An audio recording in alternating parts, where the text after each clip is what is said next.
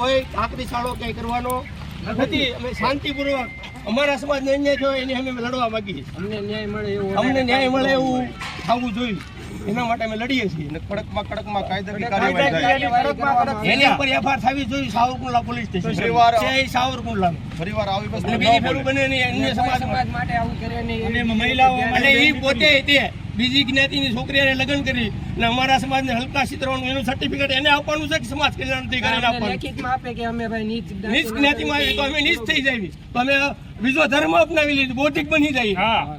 અમારી માંગ છે, અમારા સુવાળિયા અને કોળી સમાજ વતી અમારી માંગ છે, ઠાકોર સમાજ વતી અમારી માંગ છે.